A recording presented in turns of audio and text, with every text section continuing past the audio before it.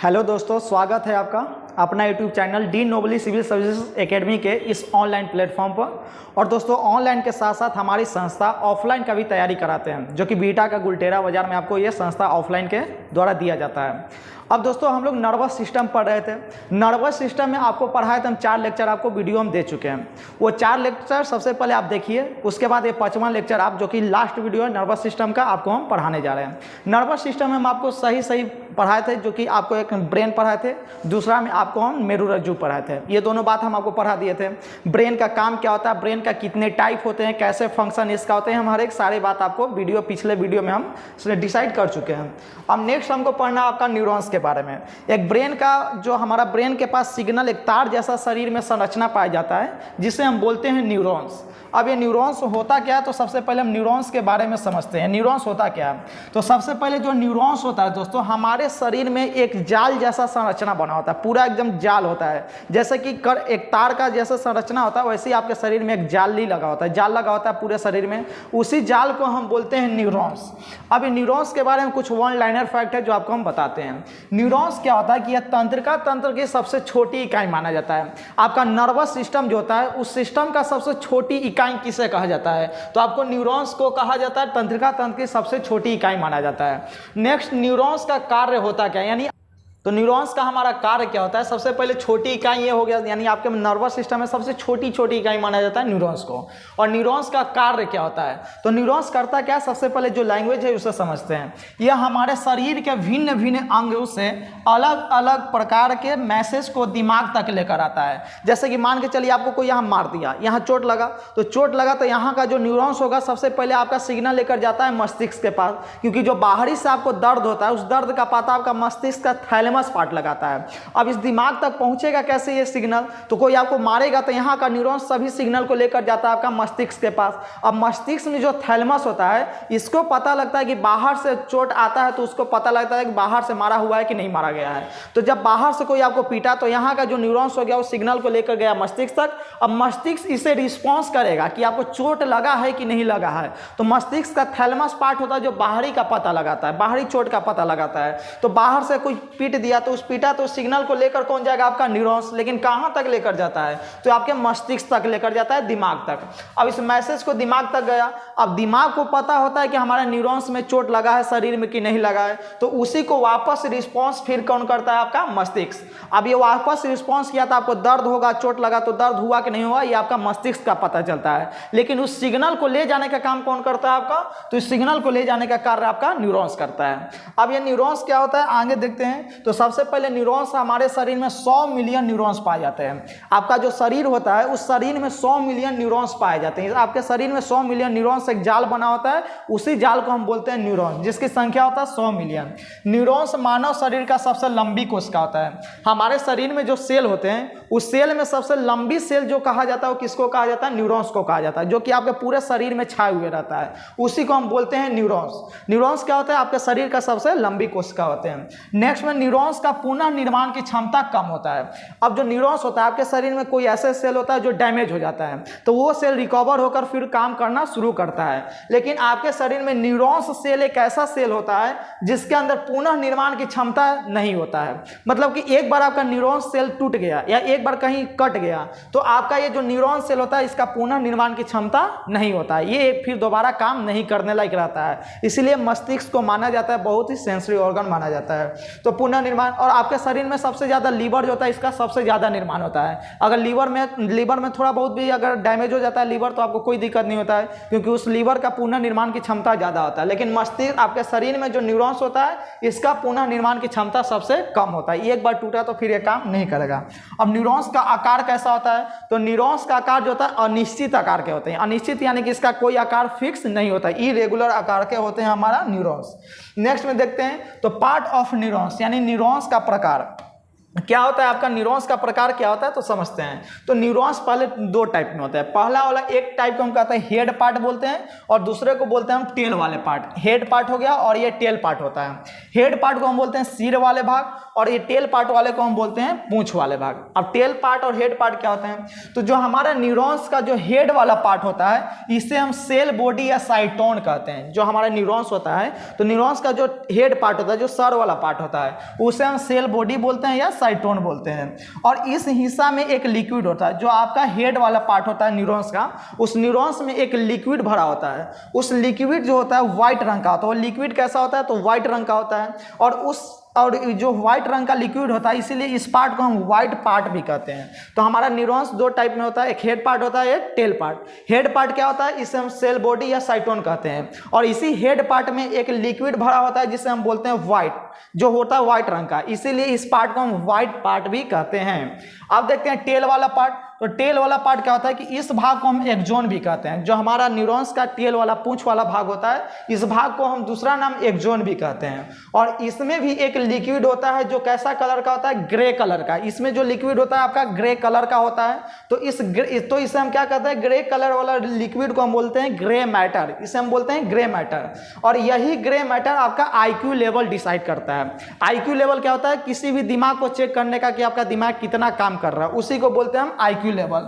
और आपका IQ level कौन चेक करता है, IQ लेवल कौन बताता है, तो टेल वाला पार्ट जो होता है न्यूरॉन्स का, उसमें एक कलर होता है, ग्रे कलर का एक लिक्विड होता है, उसको हम बोलते हैं ग्रे मैटर। और यही ग्रे मैटर आपका IQ लेवल को डिसाइड करता है। अब नेक्स्ट में देखते हैं IQ लेवल का डिसाइड किया। अब आपको एक न्यूरॉन्स का एक ओवरव्यू, एक संरचना बताते हैं। आपके शरीर में तो 100 मिलियन न्यूरॉन्स होते हैं, लेकिन आपको मात्र एक न्यूरॉन्स पढ़ लेंगे तो बाकी न्यूरॉन्स का काम भी वही होता है। तो हम सीधा सा बात, आपको एक न्यूरॉन्स का हम फिगर यहाँ पे ड्रॉ किए हैं और इस फिगर से समझते हैं। तो सबसे पहले फिगर में कैसे कहाँ क्या है आपको समझना है। सबसे पहले देखिए, एक गोल सा पार्ट होता है। इस गोल वाले पार्ट को हम बोलते हैं सेल बॉडी। सेल बॉडी जिसको हम बोलते हैं साइटोन भी। यहाँ से यहाँ तक का जो पार्ट होता है, यहाँ तक का जो पार्ट होता है, इसको हम बोलते हैं हेड वाला पार्ट। और इधर जो पूंछ जैसा बना होता है, इसको हम बोलते हैं टेल वाला पार्ट। यही आपका न्यूरॉन्स का प्रकार होता है।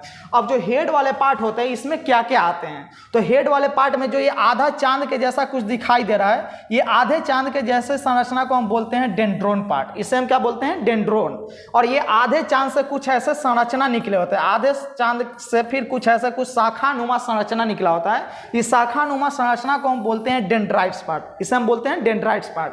अब इस डेंड्राइट्स पार्ट्स के बाद देखिएगा, इसके अंदर कुछ ब्लू कलर का यहाँ लिक्विड कुछ दिया हुआ है। तो ये लिक्विड जो होता है, छोटे छोटे ये कण पाए जाते हैं। एक ऐसे छोटे छोटे कण पाए जाते हैं, इस कण को हम बोलते हैं नेजल्स के कण। इसे हम क्या बोलते हैं, नेजल्स के कण बोलते हैं।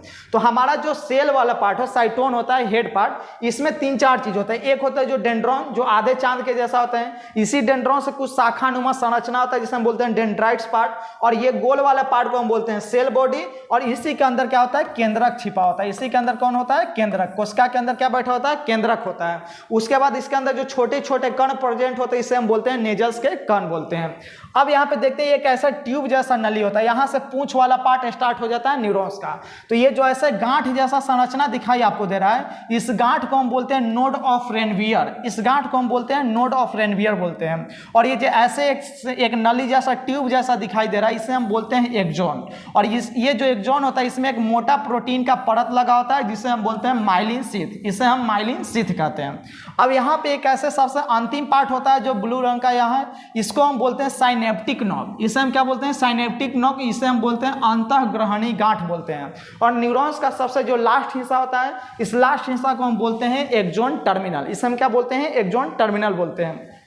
तो ये आपको फिगर थोड़ा बहुत समझ में आया होगा कि आपका न्यूरॉन्स का हेड वाले पार्ट में क्या क्या होते हैं और टेल वाले पार्ट में क्या होते हैं। तो हेड वाले पार्ट में क्या होता है, डेंड्रोन होते हैं, डेंड्राइट्स होते हैं, और प्लस में आपका नेजल्स के कण होते हैं। बट अगर पूछा जाए कि टेल वाले पार्ट में क्या होते हैं, तो टेल वाले पार्ट में एक गांठ को कहते हैं नोड ऑफ रेनवियर। इस पूरे ट्यूब जैसे नली को एक्सोन बोलते हैं। इसको बोलते हैं साइनेप्टिक नॉब, ऐसे बोलते हैं माइलिन शीथ, जो प्रोटीन का एक परत होता है जो एक्सोन को बचाता है। सब हम आपको कार्य इसका लिखवाएंगे। और प्लस में आपके अंदर होता है एक्सोन टर्मिनल, जो न्यूरॉन्स एक न्यूरॉन्स का सबसे सबसे लास्ट हिस्सा होता है। अब देखते हैं कि इस सब का कार्य क्या होता है, ये करते क्या है। तो सबसे पहले हम लोग पढ़ेंगे तो डेंड्रोन का कार्य। सबसे पहले हम पढ़ना है हमें डेंड्रोन क्या करता है आपके अंदर। तो डेंड्रोन क्या करता है कि यह सबसे पहले सूचना को ग्रहण करता है।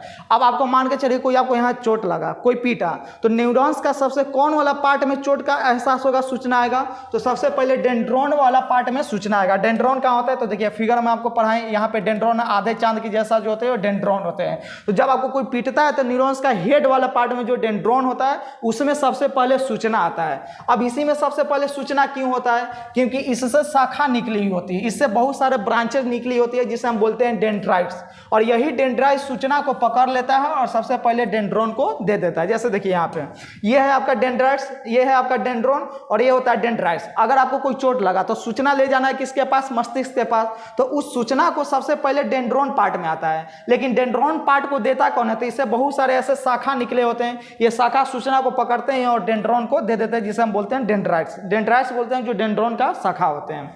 अब इसके बाद दूसरा देखते हैं नेजल्स के कण क्या होते हैं। तो नेजल्स के कण कहाँ होता है, तो हेड वाला पार्ट में ये जो होता है इसी को बोलते हैं हम नेजल्स के कण। ये करते क्या है, तो नेजल्स के कण यह केंद्रक के बाहर के तरफ होता है। अब केंद्रक कहाँ होता है भाई, तो देखिए सबसे पहले हमारा केंद्रक है और ये केंद्रक के बाहर में क्या बैठा हुआ है, नेजल्स के कण होता है। तो सबसे पहला क्वेश्चन कि केंद्रक के बाहर क्या होता है, नेजल्स के कण पाए जाते हैं। अब ये करता क्या है, तो यह प्रोटीन का निर्माण करता है। न्यूरॉन्स भी एक प्रकार के काम करता है, काम करने के लिए इसको एनर्जी चाहिए, और एनर्जी इसको किससे मिलेगा, तो एनर्जी मिलेगा प्रोटीन खाओ या फैट खाओ या कार्बोहाइड्रेट, जब ये तीन चीज खाते हैं तो आपको एनर्जी मिलता है। तो न्यूरॉन्स के अंदर एनर्जी कौन बनाता है, तो प्रोटीन। प्रोटीन आपका एनर्जी बनाएगा, लेकिन इस प्रोटीन बनाने का कार्य किसका होता है, तो नेजल्स के कण का काम होता है प्रोटीन बनाने का। नेक्स्ट देखते हैं एक्सोन। एक्सोन कहाँ होता है, तो एक्सोन देखते हैं यहाँ पे, तो एक्सोन आपका ये होता है, इस पूरे पार्ट को हम बोलते हैं एक्सोन, जो पूंछ वाला पार्ट होता है। एक्सोन क्या होता है, तो एक्सोन जो होता है यह बेलनाकार नली जैसा होता है, बेलना जैसा एक नली होता है, ट्यूब जैसा सिलेंड्रिकल ट्यूब होता है बेलनाकार। और ये करता क्या है, यह किसी भी मैसेज को हिंदी में उद्दीपन बोलते हैं, या किसी भी मैसेज को आगे की तरफ भेजता है। कैसे आगे की तरफ भेजेगा देखते हैं। मान के चलिए यहाँ पे मैसेज को पकड़ा, डेंड्रोन पार्ट मैसेज को पकड़ा, इसके बाद इसके अंदर मैसेज आया और इस मैसेज को कहाँ भेजना है, आगे की तरफ भेजना है। तो ये मैसेज आगे की तरफ लेकर कौन जा रहा है, आपका एक्सोन वाला पार्ट जो होता है मैसेज को आगे की तरफ लेकर जाता है।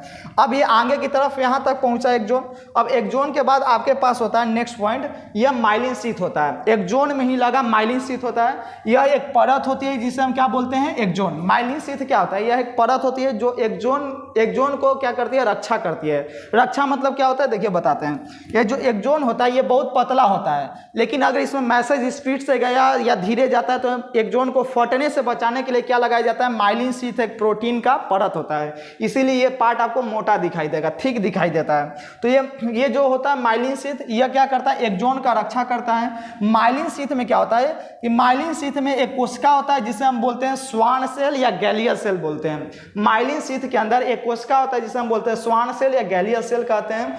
और जब इन्हीं स्वान कोशिका का अनियंत्रित कोशिका विभाजन होने लगता है, यानी कोशिका क्या होता है, जैसे मान के चलिए कोई एक सेल है यहाँ पे, अब ये सेल का डिवीजन होगा तो एक सेल से 2 सेल बना, 2 से 4 सेल बना, ऐसे सेल बनते जाता है। तो एक नियंत्रित कोशिका विभाजन होता है। लेकिन कुछ ऐसे कोशिका विभाजन कभी कभी हमारे शरीर के अंदर होने लगता है जो अनियंत्रित हो जाता है, जो एक से मान के चलिए 10 बनाने लगा, 10 से 400 बनाने लगा, ऐसे बनाने लगता है सेल आपके अंदर। तो जब अनियंत्रित कोशिका विभाजन हो जाता है तो आपके अंदर क्या होता है, ब्रेन ट्यूमर हो जाता है। तो एक क्वेश्चन यूपीएससी का क्वेश्चन में पूछा हुआ था कि ब्रेन ट्यूमर कौन से कोशिका का नियंत्रित विभाजन होने से होता है, तो आपका स्वान सेल से होता है। तो स्वान सेल होता कहाँ है, तो आपका माइलिन शीथ प्रोटीन में पाया जाता है। माइलिन शीथ क्या करता है, तो एक्सोन की रक्षा करता है, उसे फटने से बचाता है माइलिन शीथ। आप देखते हैं नोड ऑफ रेनवियर क्या होते हैं। नोड ऑफ रेनवियर के बारे में जानते हैं कि नोड ऑफ रेनवियर क्या करता है। तो नोड ऑफ रेनवियर का कार्य क्या होता है कि आपके जो न्यूरॉन्स में मैसेज आते हैं उस मैसेज को स्पीड में पहुंचाने का काम करता है, यानी उसमें स्पीड डालता है। जैसे देखिए मान के चलिए यहाँ से कोई मैसेज आया, इस मैसेज को आगे जाना है। अब इस मैसेज को आगे जाना है तो सबसे पहले नोड ऑफ रेनवियर जो गांठ होता है, ये गांठ क्या करता है, देखते हैं आपको कोई एक झटकन मारता है तुरंत पता लग जाता है कि हमको यहाँ चोट लगा है। क्यों लगा है, क्योंकि ये नोड ऑफ रेनवियर क्या करता है कि बहुत सारे न्यूरॉन्स में बहुत तेजी से मैसेज पहुंचा देने का काम करता है आपका मस्तिष्क के पास। तो जल्दी मैसेज अगर मस्तिष्क के पास नहीं जाएगा तो आपको जल्दी किसी चीज को पता नहीं लग पाता है। इसीलिए इस मैसेज में स्पीड डालने का काम किसका होता है, तो नोड ऑफ रेनवियर का होता है। तो नोड ऑफ रेनवियर का कार्य आपको समझ में आ गया कि हम मैसेज यानी उद्दीपन जो आता है आपके शरीर के न्यूरॉन्स में, उसमें क्या करता है, स्पीड डालने का काम किसका होता है, आपका नोड ऑफ रेनवियर का होता है।